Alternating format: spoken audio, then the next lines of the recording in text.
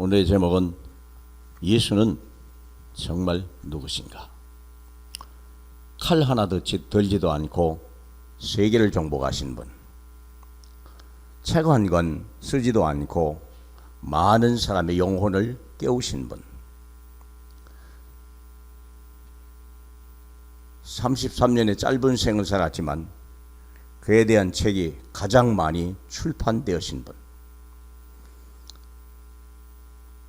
구유에 태어났음에도 불구하고 BC와 AD 인류 역사의 분기점과 주인공이 되신 분, 이 세상의 모든 임금과 장군을 다 합쳐서 한 일보다도 더 큰 일을 행하신 분, 수많은 병든 자를 다 말씀으로 고쳐내신 분이시며 심지어 죽은 자를 살려내신 분이요, 우리에게 영원한 생명까지 허락하신 분, 그 예수는 누구신가?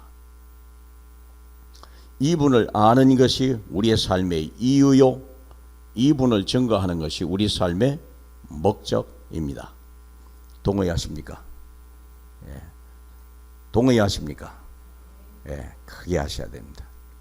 흑암이 무너지고 내 속에 있는 불신앙이 꺾이도록. 그럼 그분은 누군가? 설명해 보겠습니다. 첫째는 태어나기 전부터 그에 대한 모든 일이 예언된 분이다. 태어나기 전부터 그분에 대한 모든 이야기는 이미 다 기록된 이야기입니다. 이사야 7장 14절에 보면 그분의 탄생 이야기가 써 있습니다. 처녀가 잉태하여 아이를 낳을 것이다. 절대 불가능한 이야기입니다. 처녀가 잉태하여 아이를 낳았다. 이 말의 영적인 의미는 처녀가 잉태하여 난 아이는 성령으로 잉태되기 때문에 참 하나님이요, 또 사람에게 태어났기 때문에 참 사람이시며 우리를 구원하실 유일한 그리스도라고 하는 증거입니다. 이사야 9장 6절에 보면 유년기에 이야기했습니다. 한 아기를 우리에게 주신 바 되었는데 그의 어깨에는 정사를 메었고 그의 이름은 기묘자라, 모사라, 전능하신 하나님이라, 영전하시는 아버지라, 평강의 왕이라 할 것이라. 어린아이인데도 그래요. 그래서 동방박사가요, 어린아이인데도 불구하고 그 앞에 무릎을 꿇고 그 앞에 머리를 숙일 수밖에 없는 거예요. 또 그에 대한 죽음을 기록해 놨습니다. 이사야 53장 4절로 6절에 보니까 그가 찔림은 우리의 허물을 인하며 그가 상함은 우리의 죄악을 인함이라. 그가 징계를 받음으로 우리가 평화를 누리고 그가 채찍에 맞음으로 우리가 나음을 입었다. 그분이 왜 죽으셨는지, 그리고 그분의 죽으심으로 인하여 우리에게 오는 엄청난 혜택과 그 은혜가 무엇인지를 써놨습니다. 그리고 그는 십자가에서 죽을 것도 다 기록해 놨습니다. 시편 22편 안에 보면 하나님이여 어찌 나를 버리셨나이까. 18절에 보면 내 겉옷을 나누고 속옷을 제비 뽑나이다. 정확하게 얘기해 놨습니다. 그뿐만 아닙니다. 그분은 다시 살 것을 시편 118편에 얘기해 놨습니다. 내가 죽지 않고 다시 살아서 여호와께서 하시는 일을 선포하리로다. 118장 22절에 보면 건축자의 버린 돌이 집 모퉁이의 머릿돌이 되었다라고까지 확실히 그분에 대해서 기록해 놓은 것입니다. 태어나기도 전부터 수천 년 동안 그분에 대해서 계속 얘기한 것입니다. 그분이 마침내 이 땅에 오셨습니다. 그분은 누구입니까? 우리가 둘째 대지를 보면 예수 그리스도는 하나님이십니다. 사람이 아닙니다. 하나님이십니다. 제가 예수를 믿기 시작할 때 제일 걸림돌이 됐던 것이 학교 때 내가 배웠던, 공부를 조금 하려고 하면서 느꼈던 게 뭡니까? 세계 4대 성인, 4대 성인이요, 공자, 맹자, 소크라테스, 그리스도. 4대 성인은 존경을 받아야 될 인물이지 내가 미대할 대상은 아니라고 생각했거든요.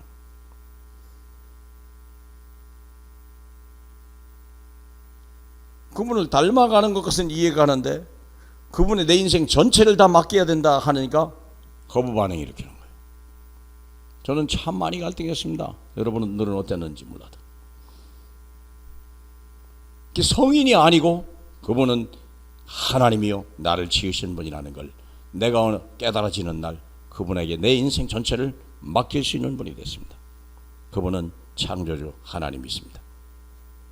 골로새 1장 16절에 만물이 그에게 창조되되 하늘과 땅과 보이는 것과 보이지 않는 모든 것들 그리고 그의 모든 권세와 그의 왕권과 모든 주권과 만물이 다 그로 말미암고 그를 위하여 창조되었다라고 골로새서는 1장 16절에 기록해 놓았습니다. 그분은 만물을 창조하신 분입니다. 모든 권세와 모든 왕권과 모든 주권이 그에 의해서 창조되었고 그를 위하여 모든 것이 다 창조되었다고 분명히 말을 하고 있습니다. 우리가 대한민국의 미래를 걱정할 필요 없습니다. 우리가 대통령을 뽑는 게 아닙니다. 하나님이 뽑으려 할 사람을 우리는 우리의 손으로 선택할 뿐입니다. 너무 염려하거나 고민할 필요도 없어요. 하나님이 다 알았어요. 인류 60억의 남녀 성비를 누가 결정합니까? 하나님이. 그런데요 희한하게 비슷해. 대한민국 한 나라의 남녀 성비를 누가 맞춥니까? 하나님이. 걱정할 필요 없어요. 반대하는 사람을 누가 써요? 지지하는 사람 관계없어요. 아무리 촛불 들고 아무리 태극기 날려보세요. 하나님이 선택한 사람을 우리는 결국은 뽑을 수밖에 없는 거예요. 그분은 하나님의 형상으로 오신 분이십니다.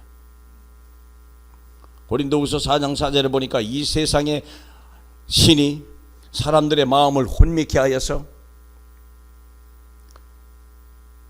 하나님의 영광과 복음의 광채를 비추지 못하게 한다고 그랬거든요.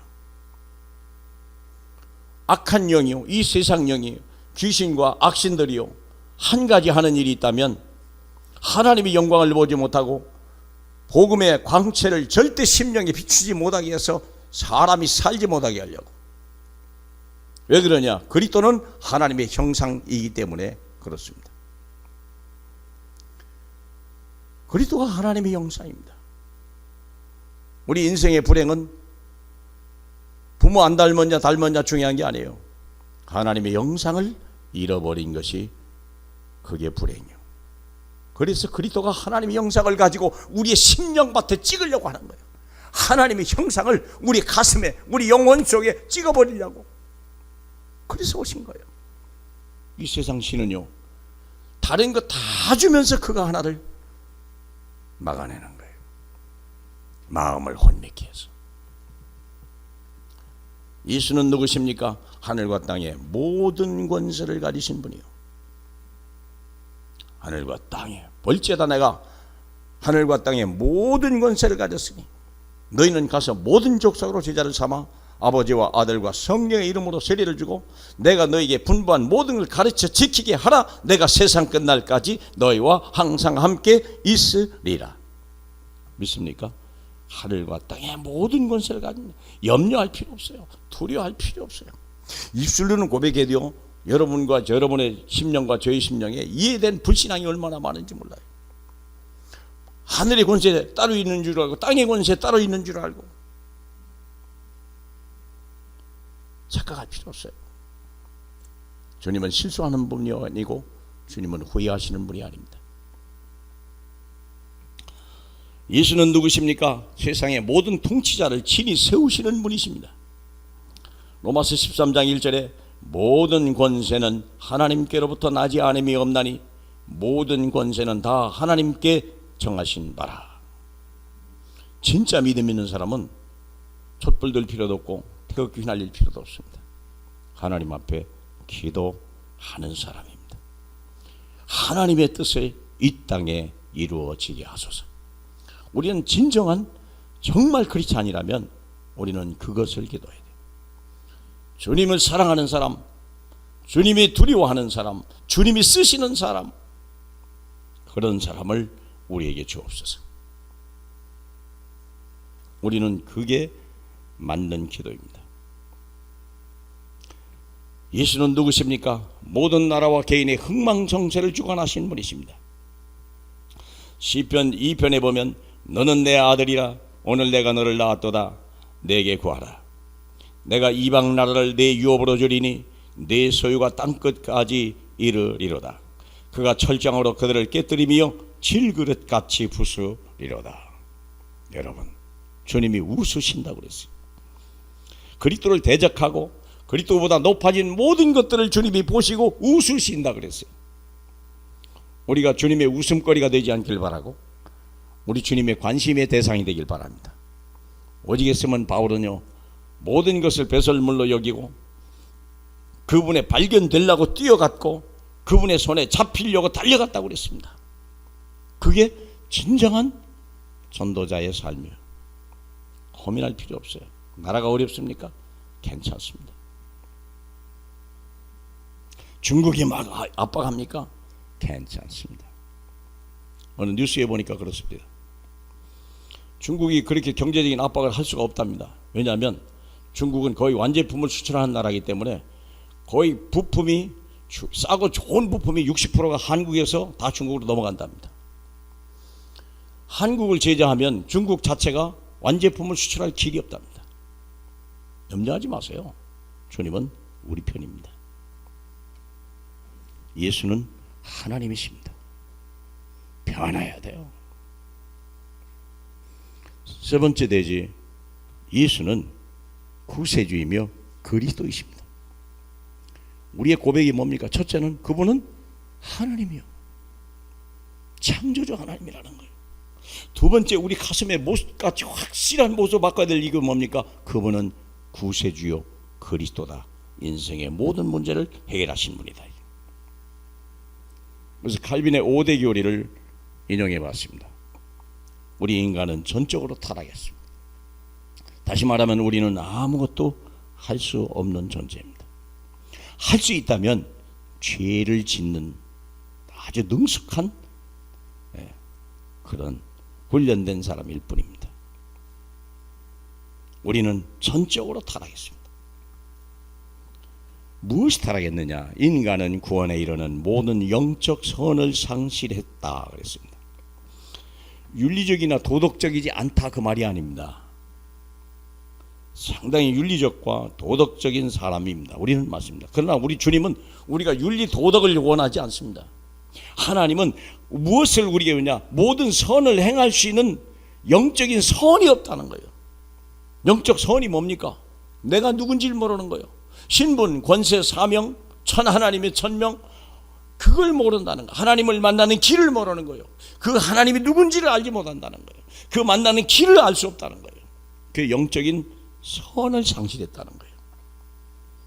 지식이 없다 그 말이 아닙니다. 인품이 약하다 그 말이 아니에요. 여러분, 착각하지 마세요. 영적인 선을 상실했다는 거예요.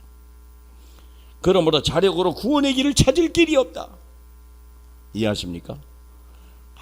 아무리 똑똑해도 예수는 그리스도 모든 문제 해결자, 이 말을 듣기는 듣는데 못 알아듣는 거예요.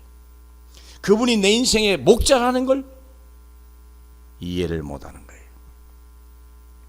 인간이 전적 타락이 그런 겁니다.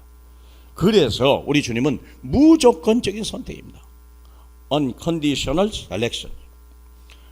조건이 없어요. 우리를 부를 때, 선택을 할 때 조건이 없어요. 하나님이 인간을 선택하는 예정 섭리는 이미 창세전에 작정된 것이다. 누구를 부르십니까? 누구를 구원하십니까? 이미 작정된 사람을 부르는 거예요. 하나님의 기쁘신 뜻과 은혜로 결정된 것으로 인간의 선과 행위나 조건을 보고 선택하는 것이 절대 아닙니다. 에베소 2장 8절 9절 하나님의 은혜로 인하여 그 믿음으로 말미암아 구원을 얻었나니 이것이 너희에게서 난 것이 아니요 그러므로 하나님의 하늘에서 내려온 거요 자랑하지 못하게 하려 합니다. 믿으십니까? 그래서 감사하라는 거예요. 그래서 기뻐하라는 거예요. 이사야 43장 1절에 야곱아 너를 창조하시니가 말하느니라. 이스라엘아 너를 지으시니가 지금 내가 말하느니라. 내가 너를 구원하였고 내가 너를 구속하였으니 너는 두려워하지 마라. 내가 너를 지명하여 불렀나니 너는 내 것이라. 믿으십니까? 그게 무조건적인 선택이에요. 강팍하게 이를 데 없는 이스라엘 백성, 그 사람을 그들을 부르신 거예요. 하나님이 너희가 선을 했기 때문이 아니고 잘났기 때문이 아니라 내가 너를 사랑하기 때문에 불렀다는 거예요. 그게 오늘날 우리 이스라엘입니다. 얼마나 감사한지요. 조건이 없습니다.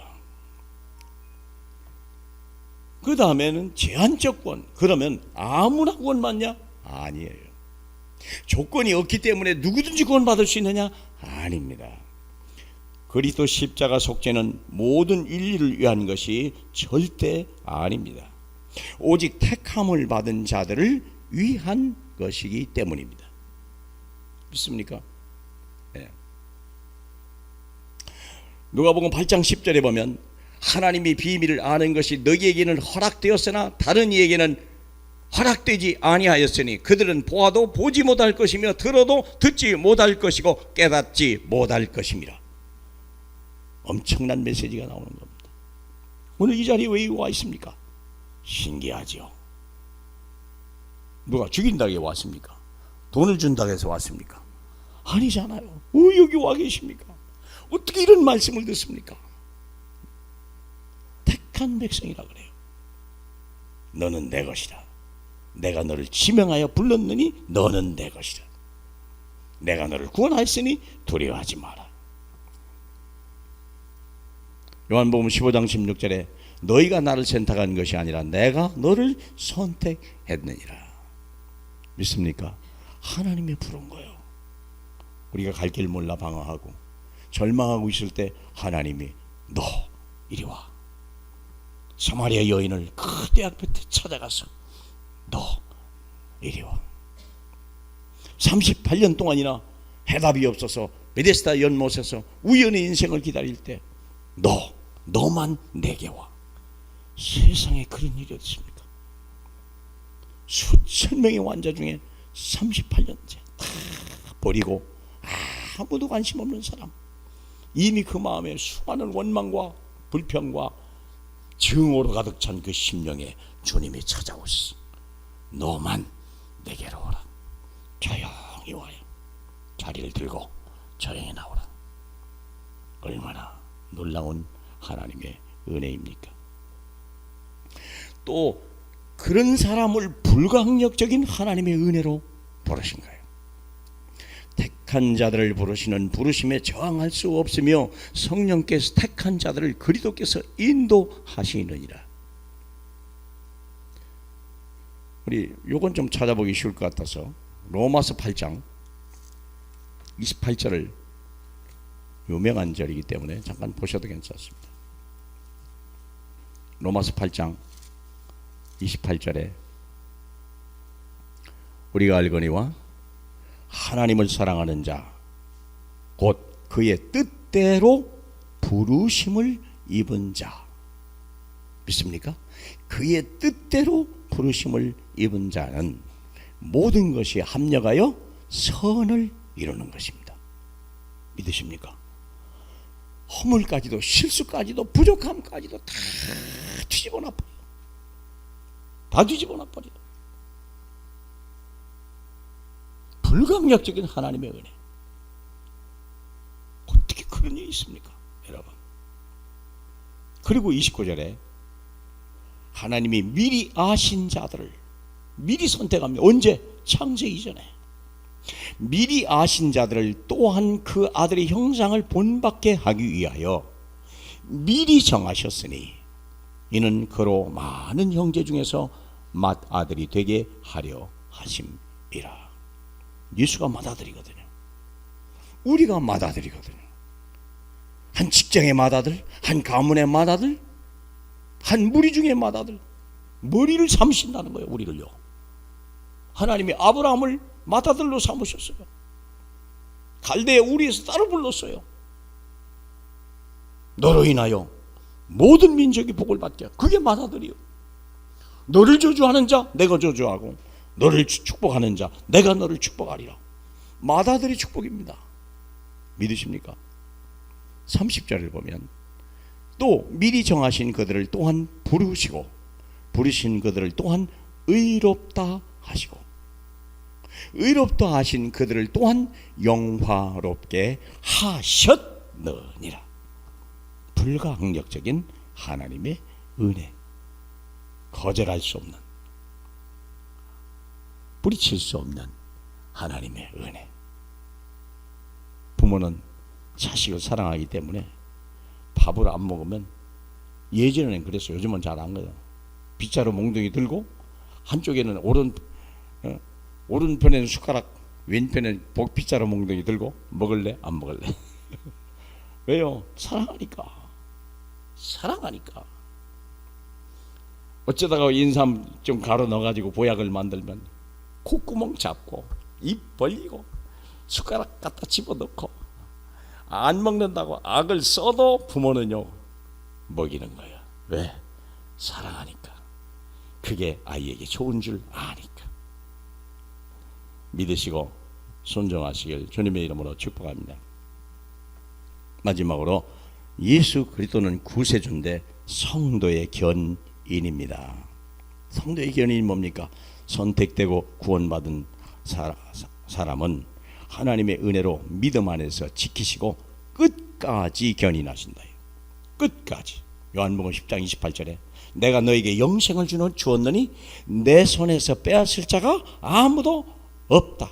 끝까지. 세상 끝날까지. 아니 죽음 넘어서까지. 너희는 두려워하지 마라. 믿으세요. 흔들리지 마세요. 낙심하지 마세요. 고린도전서 10장 13절 저는 참 좋아해요. 왜? 이 말씀이 여기에 해당되는 거니까. 네가 감당하지 못한 문제는 내가 처음부터 허락지도 않았어.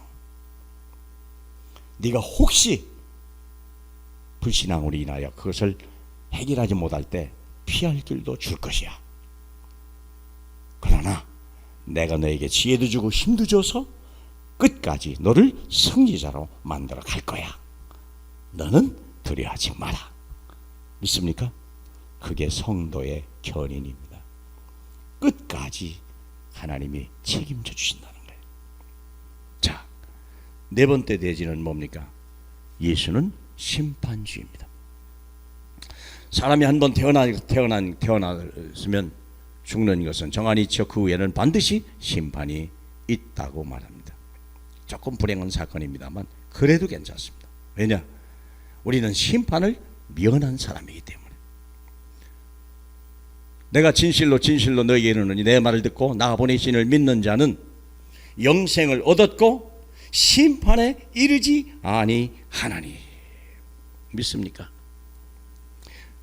참 감사한 얘기예요. 심판이 있다는 거예요.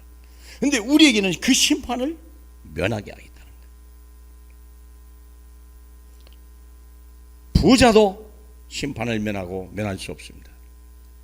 성공한 자도 심판을 면할 길이 없습니다. 대통령이 돼도 심판을 피할 길이 없습니다. 오직 하나님의 택한 백성 그 예수 그리스도를 내 인생의 주인으로 내 입술로 고백하는 사람에게는 심판이 끝이 났다고 합니다. 아버지께서 자기 속에 생명이 있음같이 아들에게도 생명을 주어 그 속에 있게 하셨고 또 인자됨으로 말미암아 심판하는 권한을 주셨느니라. 얼마나 엄청난 겁니까? 주님이 심판주라는데 뭘 걱정하십니까? 요한복음 12장 31절에 이 세상에 대한 심판이 이르렀으니 이 세상 임금이 쫓겨나리라. 심판 중에 심판이 뭡니까? 악한 마귀가 우리 가문에서, 우리의 가정에서, 내 육신에게서, 내 생각에서 쫓겨나는 거예요. 엄청난 하나님의 은혜가 우리에게 임할 줄 믿습니다. 요한계시록 20장 15절에 누구든지 생명책에 기록되지 못한 자는 불못에 던지우더라. 사람이 태어나서 예수를 믿지 아니하면 차라리 태어나지 말았어야 된다는 겁니다. 개나 돼지는 죽으면 그냥 흙으로 돌아가요. 그거로 끝이요. 그런데 사람은 영혼이 불멸이기 때문에 무서운 거예요. 하나님의 형상을 입었던 자들이기 때문에 그 형벌도 무서운 거예요. 하나님이 영원한 생명을 얻었던 자들이기 때문에 그 후의 죽음 이후의 세계도 영원한 거예요. 지옥에서 고통이. 누구든지 생명책에 기록되지 못한 자는 불못에 던지우더라. 그러니까 우리가 자식을 낳고요, 자식에게 예수를 주지 못하는 사람 부모는요, 그 나중에 피눈물이 나는 거예요. 오직 있으면 내 자녀를 위하여 울어라 말했을 거예요. 결론입니다. 제2RUTC의 시대를 열자. 제2RUTC는 다른 게 아니에요. 이제 이 복음을 실질적으로 실천해 나가자 이거예요. 어떤 운동이 아니에요. 운동이 아니라 내 삶에서, 여러분의 삶에서, 문제와 사건 속에서 끊임없이 이 복음을 실천해 보자. 어제 핵심 메시지는요, 홈리스까지도 전도해라. 대상을 가리지 마라. 그 얘기 아닙니까? 자, 그러기 위해서 세 가지가 반드시 준비되어야 됩니다. 하나님이 새롭게 만드신다. 새롭게 만드신다. 새롭게 만든다요. 지난주에 말씀한 게 고린도후서 5장 17절에 이전 것은 지나갔으니 보라 새 것이 되었다. 무엇이 지나갔단 말입니까? 재앙과 저주와 모든 멸망과 모든 사망과 모든 부끄러움과 무능력이 다 떠나가 버린 거예요. 그렇죠? 그래서 5장 16절에 이제 모든 사람을 육신으로 보지 않는다잖아요. 육신의 눈으로 보지 아니하고 영적인 눈으로 보는 거예요. 사람들은 육으로 모든 걸 판단하나 우리는 영으로 모든 걸 판단하는 거예요. 나의 문제는 단번에 완전히 그리고 영원히 확실히 해결받았다. 그러므로 나의 인격, 나의 행위, 나의 이 모든 실력을 뛰어넘어라, 초월해라. 내가 나를 보는 눈, 하나님이 나를 만드신 그 눈으로 나를 보라는 거예요. 되게 여기서 실패를 해요. 내가 누구냐 할 때 못 배우고 돈 없고 무능하고 늙고 뭐 병들고 뭐 이렇게 다 그렇게 보는 거예요. 그렇게 배웠거든요. 아니야. 이제 그것은 끝난 거야. 너는 새로운 피조물이야. 너는 화목케 하는 하나님의 말씀을 가진 자야. 너는 그리스도의 대사야. 내가 그 직분을 너에게 준 거야. 이것은 비교할 수 없는 거야. 유일한 거야. 너는 재창조의 능력을 가지고 있어. 믿습니까? 죽이고 살릴 수 있는 능력이 있는 거야. 거듭나게 할 수 있는 능력이 내게 있는 거야. 하나님이 새롭게 만드신 나를 발견하시길 축복합니다. 두 번째는 뭐냐면 하나님이 내게 주신 것을 발견하는 사람이에요. 하나님이 내게 주신 것, 그게 뭡니까? 언제나 어디서나 항상 함께 하신다. 참 감사하죠. 이사야 43장 2절에 보니까 지명하여 넌 내가 불렀나니 너는 내 것이라 네가 물 가운데 지날지라도 내가 함께 하겠고, 네가 강을 건널 때 강이 너를 침몰치 못할 것이며, 네가 불 가운데 있을지라도 불이 너를 사르지 못할 것이다. 내가 너와 함께 함이라. 그게 하나님이 내게 주신 엄청난 거예요. 때로는 어려움을 당합니까? 때로는 고난을 당합니까? 때로는 너무나 힘듭니까? 뭘 발견하라고요? 그 주님이 지금 나와 함께 계시다는 거예요. 불 가운데 있어도 괜찮다, 물 가운데 있어도 괜찮다, 강 가운데 있어도 괜찮다. 내가 너와 함께 함이라. 다른 사람은 이 강을 못 건너지만 너는 건널 수 있는 거야. 건너. 비교할 필요 없어. 낙심할 이유 없어. 내가 너를 높일 거야. 믿으십니까? 그래서 주님이 내게 주신 것을 확인하라는 거, 발견하라는 거예요. 새로운 나를 발견해야 되겠고, 내게 주신 그것이 뭐냐 이거예요. 내가 너와 함께 함이라. 믿습니까? 내가 사망의 음침한 골짜기를 갈지라도 내가 해받을 걸 두려워하지 않는지요. 주님이 나와 함께 계십니다. 그래서 구별되는 거예요. 그래서 우리가 하나님의 사람으로 인정을 받는 거예요. 믿습니까? RUT 시대의 두 번째 메시지입니다. 하나님이 내게 주신 것을 발견해라. 세 번째는 뭡니까? 하나님이 내게 주신 그 현장에서 하나님의 천명을 발견해라는 거예요. 이유 없이 내가 거기를 보냈겠냐? 내가 너를 혼자 보냈겠냐? 그 말입니다. 너는 나를 따르라. 내 어린 양을 먹이라. 어린 양을 찾으라는 거예요. 열심히 일하면서 능력을 받아서, 성령의 능력을 받아서 계속 일해야 돼요. 인정을 받아야 되고, 직급이 중요한 게 아니에요. 하나님이 보내신 사명이 중요한 거예요. 노예로 팔려가도 하나님의 사명이 있는 거예요. 너는 나를 따르라. 주님이 여기까지 나를 인도하셨구나. 믿으시기 바랍니다. 그래서 우리는 말씀 속에 들어가야 돼요. 기도 속으로 들어가야 돼요. 전도 속으로 들어가야 돼요. 그리고 캠프 속으로, 훈련 속으로 들어가셔야 돼요. 하나님의 손에 붙들림 받기 위하여, 하나님의 눈에 발견되기 위해서 우리는요 달려가야 돼요. 믿습니까? 예수가 누구십니까? 그러므로 로마서 10장 13절에 누구든지 주의 이름을 부르는 자는 구원을 얻습니다. 엄청난 명제입니다. 누구든지 관계없다. 주의 이름을 부르면 구원을 받는 것이다. 문제가 아니다. 더 이상 이건 문제가 될 수 없는 것이다. 누구든지 주의 이름을 부르면 구원을 얻는 겁니다. 이게 모든 종결입니다. 그런데 믿지 아니하는 자를 어찌 부르리요? 듣지 못한 이를 어찌 믿으리요? 전파하는 자가 없이 어찌 들으리요? 보내심을 받지 아니하였으면 어찌 전파하리요? 그러므로 아름답도다 좋은 소식을 전하는 자들의 그 발이요. 하나님이 얼마나 우리를 사랑하시는데 그 발까지도 예쁘다는 거예요. 지금은 우리 양말 신고 좋은 신발을 신지만 주님이 말씀하실 때는요, 발은 먼지 구덩이요.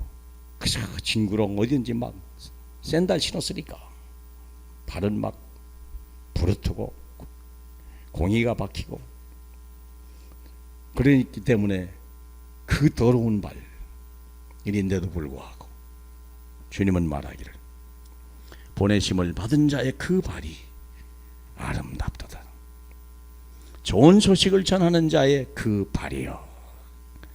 주님이 우리의 발을 씻기시고 우리 발에 우리 주님이 혹시 뽀뽀하실 줄 압니까? 전도자의 대열에 서시길 바라고, 캠프 속에서 여러분 자신을 발견하는 또 한 주일이 되기를 주님의 이름으로 축복합니다. 하나님 감사합니다. 예수는 그리스도 모든 문제 해결자. 모든 사람이 들었어도 그분이 누구인지 알지 못하고, 모든 사람이 입술로 고백했으나 그분이 오늘도 내 안에 계셔서 나의 걸음을 인도하시는 분인 줄 알지 못하는 어리석은 사람 중에 오늘 우리를 불러주시니 감사합니다. 하나님, 하나님의 영이 함께 하셔서 능히 감당할 줄로 믿나이다. 항상 기뻐하고 범사에 감사하는 저희 되게 하소서. 홀로 영광 받으실 우리 주 예수 그리스도의 이름으로 축복합니다. 아멘.